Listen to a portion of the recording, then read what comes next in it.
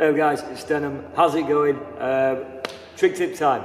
We're actually going to go back a little bit. We're going to backtrack and we're going to go back to something a little bit more easy. Look at something that's not specifically just a freestyle trick, but it's one that we use a lot in freestyle anyway.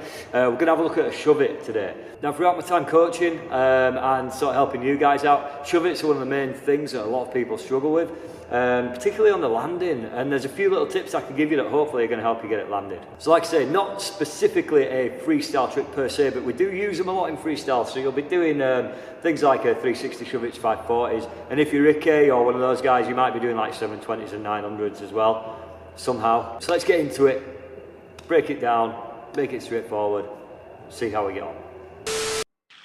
Okay, so let's take a look at this foot position first. We kind of want to be similar to an ollie. So back foot nice and solid on the tail, front foot just behind those front bolts.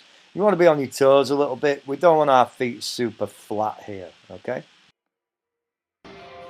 So let's break this right down. We want to practice at first without even having both feet on the board. The back foot has a really important job to do. What I'm going to do is pop down on the tail with my back foot and then scrape my foot behind me. It's a really quick hopping motion to try and get the board to rotate. Now I want to make sure I'm hitting it in just the right spot. I don't want to be hitting too far in the pocket of the tail, or I'm going to end up flipping the board. Here it is again. So back foot on the tail, pop and scrape backward. All we're going to do is see if we can get used to popping, scraping back, then bringing that back foot forward again to trap your board. Like I say, this is just to get used to rotating the board. Break the trick down into small steps, okay? So once we've practiced that motion, it's time to get both feet on and give it a go from here.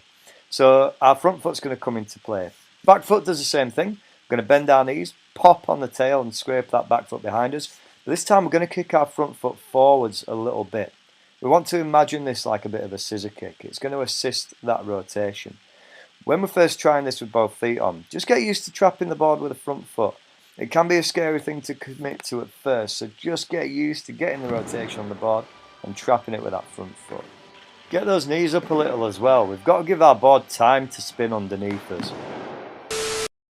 So now it's time to look at getting a landing, and here is the number one tip that is going to help you land your shove it. As soon as you spin your shove it, you will notice that the board travels out in front of me. You need to follow the trajectory of the board.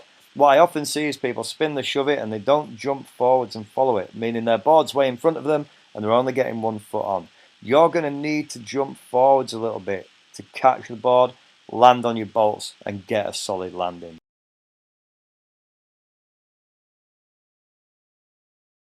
So best of luck with your shove it's. I know they're quite tricky to get down at first, it can be scary to commit to when you're learning, but remember, we're popping and scraping on the back foot, kicking the front foot forwards a little, and following the trajectory of the board to get a solid landing.